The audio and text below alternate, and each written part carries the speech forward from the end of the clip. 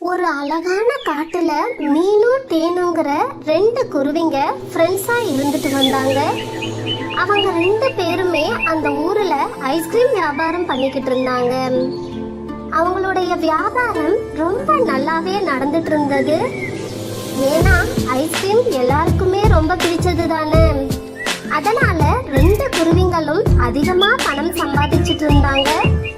மீனு குருவி தான் சம்பாதிச்ச பணத்துல இருந்து கொஞ்சம் பணத்தை எடுத்து வச்சிட்டு எல்லா பறவைகளை போல சாதாரண வாழ்க்கைய வாழ்ந்துட்டு வந்துச்சு. ஆனா தேனு குருவி சம்பாதிச்ச எல்லா பணத்தையுமே தேவையில்லாத செலவுகளை செஞ்சுட்டு வந்துச்சு. ஒரு நாள் தேனு குருவியோட வீட்டுக்கு சொந்தக்காரங்க எல்லாம் வந்துட்டு இருந்தாங்க. ரொம்ப நாள் கழிச்சு வந்த சொந்தக்காரங்களை பார்த்த தேனு குருவி ரொம்ப சந்தோஷப்பட்டது. அவங்க எல்லாரையும் நல்லபடியா கவனிச்சு தான் யாருன்னு நிரூபிக்கணும்னு நினைச்சது. அதனால ரொம்ப சூப்பரா சமைக்கக்கூடிய லாலி குருவிய கூப்பிட்டு சூப்பரா சமையல் செய்ய வச்சது. வந்திருக்கிறது 10 பேரு சொந்தக்காரரா இருந்தாலும் 50 பேருக்கு தேவையான சமையலை செய்ய வச்சது. ஆனா வந்தவங்களால நிறைய சாப்பாடு சாப்பிட முடியலங்கிறதால நிறைய சாப்பாடு வீணா போயிடுச்சு. நீங்க கவனிச்ச மாதிரி எங்களை யாரும் கவனிச்சிருந்திருக்க மாட்டாங்க. எத்தனை விதமான சாப்பாடு போட்டீங்க.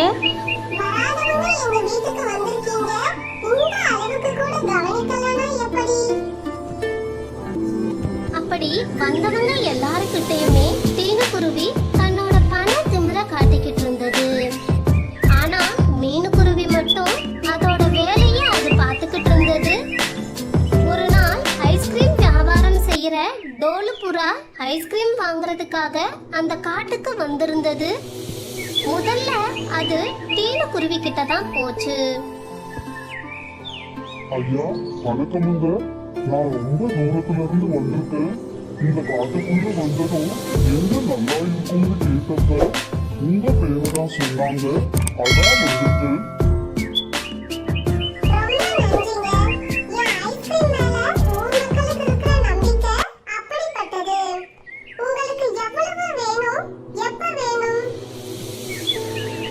நாளைக்கு கிடைச்சா போதும்.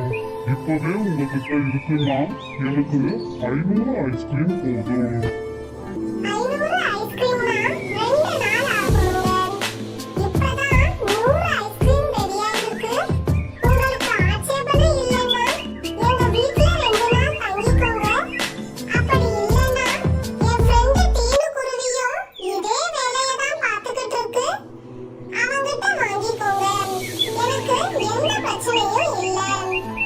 சரிங்க, அவர்கிட்டயே ஐஸ்கிரீம் இருந்தா நான் வாங்கிட்டு போறேன்.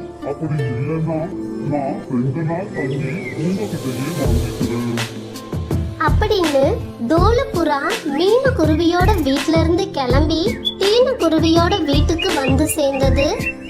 தேனு குருவி கிட்ட நிறைய ஐஸ்கிரீம் இருந்ததால அதை வாங்கிக்கிட்டு அங்கிருந்து கிளம்பி போயிருச்சு. போற வழியிலேயே மீனு குருவியையும் பார்த்து கிளம்புறேன்னு சொல்லிட்டு போயிருச்சு. இப்படியே சில நாட்களும் போயிருச்சு. ஒரு நாள் ஏதோ வேலை விஷயமா தேனு குருவி மீனு குருவியோட வீட்டுக்கு வந்தது. மீனு குருவியோட வீடு ரொம்ப சின்னதாகவும் எளிமையாகவும் இருந்துச்சு. மீனு குருவி, நாம 2 பேருமே ஒரே நேரத்துல தான் வியாபாரத்தை ஆரம்பிச்சோம். இன்னும் இந்த சின்ன வீட்லயே இருக்க வேண்டிய அவசியம் என்ன? என் வீட்டை பார்த்தல்ல, எவ்வளவு பெரிய வீடு அப்படின்னு.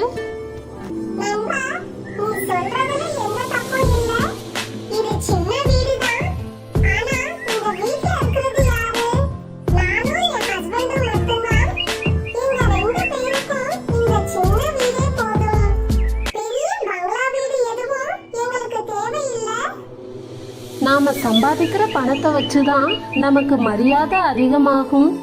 நம்ம கூட பழகுற 4 பேருக்கு அது தெரியணும் இல்லையா?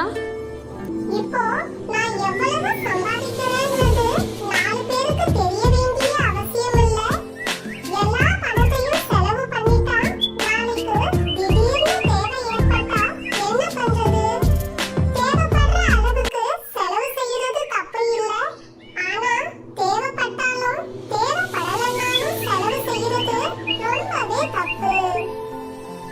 நாம ஒன்னும் கடன் வாங்கி செலவு பண்ணலையே, சம்பாதிச்ச பணம் தானப்பா. வாழ்க்கையில எப்ப கஷ்டம் வரும்னு யாருக்கும் தெரியாது. அதனால முன்ஜாக்கிரதையா இருக்கிறது ரொம்பவே நல்லது. சரி சரி, நீயே முன்ஜாக்கிரதையா இருந்துக்கோ, நான் கிளம்புறேன் அப்படின்னு டீனுக்குருவி அங்கிருந்து கிளம்பி போயிருச்சு. மீனுக்குருவி சரியான பிஸ்னாரியா இருக்கும்னு யோசிச்சது. மீனுக்குருவி மட்டும் சம்பாதிச்ச பணத்துல இருந்து செலவு பண்ணது போக மீதி பணத்தை சேமிச்சு வச்சிட்டு இருந்தது. ஆனா திடீர்னு ஒரு நாள் அந்த காட்டுல புயல் அடிச்சதால அந்த காட்டுல இருந்து எல்லா ஐஸ்கிரீமும் வீணா போயிருச்சு. பாவம், அங்க வேலை செஞ்சுட்டு இருந்த எல்லா பறவைகளுக்குமே வேலை இல்லை. ஐஸ்கிரீமை பெரிய வியாபாரமா செஞ்சுட்டு இருந்த டீனுக்குருவியும் மீனுக்குருவியோட வியாபாரமும் சுத்தமா கரைஞ்சு போச்சு. மீனுக்குருவி வேலை செஞ்சுட்டு இருந்த பறவைகளோட நிலைமைய பார்க்கறதுக்காக புறப்பட்டது. ஐயா டீனுக்குருவி, ஐஸ்கிரீம் எல்லாம் பாலா போச்சு. கிட்டத்தட்ட எல்லா பறவையும் நடுத்தெருவுல நிக்குது. திடீர்னு வந்த புயலால எல்லா பறவையும் ரொம்ப கஷ்டப்படுதுங்க ஐயா. கவலைப்படாதப்பா, கஷ்டம்ங்கிறது எல்லாருடைய வாழ்க்கையிலும் தான் இருக்கு. இந்த நேரத்துல தான் ஒருத்தருக்கொருத்தர் உதவியா இருக்கணும். நாங்க வேலை செஞ்சாதான் உங்களுக்கும் வியாபாரம் நடக்கும். அப்படி பார்த்தா இப்ப உங்களுக்கும் நஷ்டம் தானுங்க ஐயா. நீங்க நல்லா இருந்தாதான் நானும் நல்லா இருக்க முடியும். தொழிலாளர்கள் நீங்க நல்லா இல்லைன்னா வியாபாரிகளும் நல்லா இருக்க முடியாது. எத்தனை தொழிலாளிகளோட குடும்பம் கஷ்டத்துல இருக்குன்னு எழுதிட்டு வந்து கொடுங்க. என்னால முடிஞ்ச உதவியை நான் செய்யறேன். நன்றிங்க மீனுக்குருவி, இந்த உதவிய நாங்க எப்பவுமே மறக்க மாட்டோம். அப்படி மீனுக்குருவி அங்க இருந்த எல்லாருக்குமே தைரியம் சொல்லி அவங்களுக்கு இன்னும் ஏதாவது உதவி செய்யணும்னு நினைச்சது. அதே மாதிரி டீனுக்குருவியும் ஏதாவது உதவி செய்யும்னு நினைச்சது. அப்போ டீனுக்குருவி அதோட வீட்ல ரொம்ப சோகமா இருந்தது.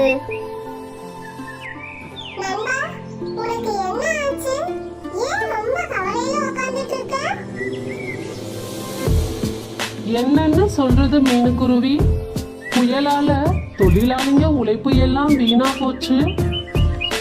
இத்தனை நாள் எவ்வளோ நான் சம்பாதிச்சாலும் ஒரு ரூபா கூட எடுத்து வச்சதில்லப்பா. நாளைக்கு நிலைமைய நினைச்சா ரொம்பவே பயமா இருக்கு.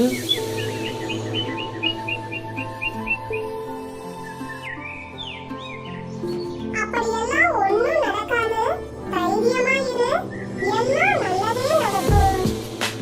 அப்படி டீனுக்குருவி இப்ப உதவி செய்யற நிலைமையில இல்லைன்னு நினைச்சுக்கிட்டு அது அங்கிருந்து வீட்டுக்கு கிளம்புச்சு.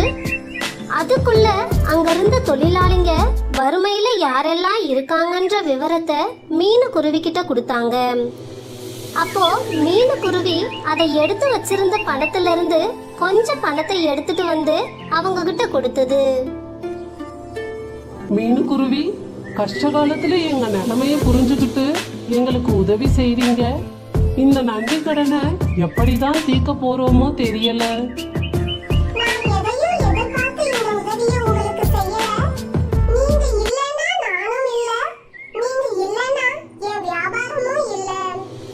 இன்னொரு பக்கம் டீனுக்குருவிக்கு செலவுக்கு பணம் இல்லைங்கிறதால கொஞ்சம் பணத்தை கடனா வாங்கலாம்னு சொந்த பந்தத்தை நோக்கி போனான். எங்க ஊர்ல அடிச்ச புயலால வியாபாரம் எதுவுமே நடக்கலைங்க. கொஞ்சம் பணம் கொடுத்து உதவுனீங்கன்னா சீக்கிரமாவே திருப்பி கொடுத்துடுறேன். ஒரு மாசம் வியாபாரத்துல நஷ்டம் வந்தப்பவே உங்களால தாங்க முடியல. நீ எப்படிப்பா பணத்தை திருப்பி கொடுப்ப? 6 மாசத்துல பணக்காரன் யாரு பிச்சைக்காரன் யாருன்னு யாருக்கு தெரியும்? ஆனா உனக்கு கடன் கொடுக்கிற அளவுக்கு பணத்தை நாங்க ஒண்ணும் சும்மா வச்சுட்டு உட்கார்ந்துட்டு இல்ல. அதை கேட்டு டீனுக்குருவி ரொம்பவே வருத்தப்பட்டது. இவங்களுக்காக எல்லாம் சமையல்காரனை வர வச்சு சமையல் செஞ்சு போட்டேன்னு வருத்தப்பட்டான். ஆனா இப்போ அவனுக்கு ஒரு பிரச்சனைன்னும் போது எங்களால எதுவுமே செய்ய முடியாதுன்னு சொன்ன சொந்தக்காரங்களை பார்த்து அந்த டீனுக்குருவி ரொம்பவே வருத்தப்பட்டது. மீனுக்குருவி மட்டும்தான் தனக்கு உதவி செய்ய முடியும்னு நினைச்சுக்கிட்டு அதுகிட்ட போச்சு. மீனுக்குருவி, நீ வீணா பணத்தை செலவு பண்ணக்கூடாதுன்னு சொன்னப்ப உன்னை ஒரு முட்டாள்னு நினைச்சேன்.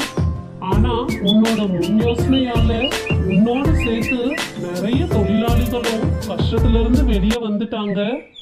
என்னை மன்னிச்சிடு மீனுக்குருவி. எனக்கும் கொஞ்சம் உதவி செஞ்சேன்னா கண்டிப்பாவே நானும் சீக்கிரமாவே திருப்பி கொடுத்துருவேன்.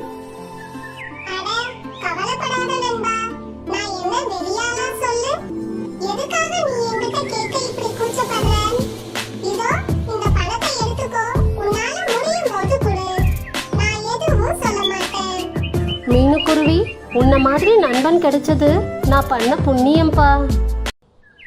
அப்படி டீனுக்குருவி பணத்தை வாங்கிக்கிட்டு தன்னோட வீட்டுக்கு போச்சு. அடுத்த மாசம் தொழிலாளிகள் செஞ்ச ஐஸ்கிரீம் எல்லாம் நல்லாவே உற்பத்தி செஞ்சாங்க. அந்த ஐஸ்கிரீம் எல்லாத்தையும் தொழிலாளிகள் மீனுக்குருவிக்கே கொடுக்கணும்னு நினைச்சாங்க. ஆனா மீனுக்குருவி அவங்கள சமாதானப்படுத்தி டீனுக்குருவிக்கும் உற்பத்தி செஞ்சு கொடுங்கன்னு சொன்னது. அப்படி முதல் மாதிரியே எல்லாருமே சந்தோஷமா இருந்தாங்க. கஷ்ட காலத்துல ஊர்ல இருக்கிற எல்லாருக்குமே உதவி செஞ்ச மீனுக்குருவி தான் கண்டிப்பா ஒரு நல்ல தலைவரா இருக்க முடியும்னு பறவைங்க எல்லாம் முடிவெடுத்தாங்க. எந்த போட்டியும் இல்லாம தலைவரா ஆனதால டீனுக்குருவியும் ரொம்ப சந்தோஷப்பட்டது. அப்படியே பறவைகளோட கஷ்டத்தையும் தீர்த்து வச்சு நல்ல பேரையும் வாங்குச்சு.